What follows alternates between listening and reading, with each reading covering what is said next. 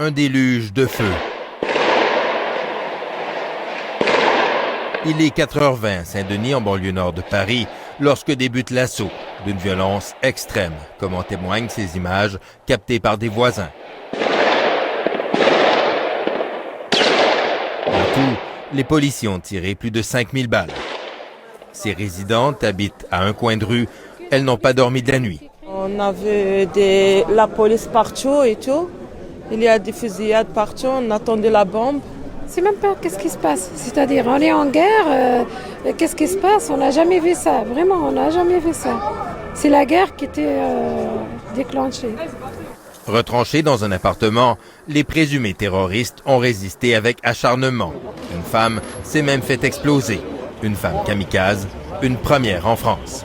Il s'agirait de la cousine d'Abdelhamid Abaoud, le cerveau présumé des attentats de vendredi, l'homme que visait le raid. Au final, au moins 2 présumés terroristes sont morts et 7 personnes ont été arrêtées, dont le propriétaire de l'appartement qui nie tout lien avec ses occupants.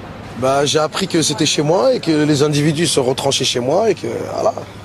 J'étais pas au courant que c'était des terroristes. Les suspects recherchés ne se trouvent pas parmi les personnes arrêtées. Pendant de longues heures, le centre-ville de Saint-Denis reste donc bouclé, encerclé par plusieurs centaines de policiers lourdement armés et très nerveux. Même si l'assaut principal est terminé, la traque se poursuit. Beaucoup de fausses alertes cependant.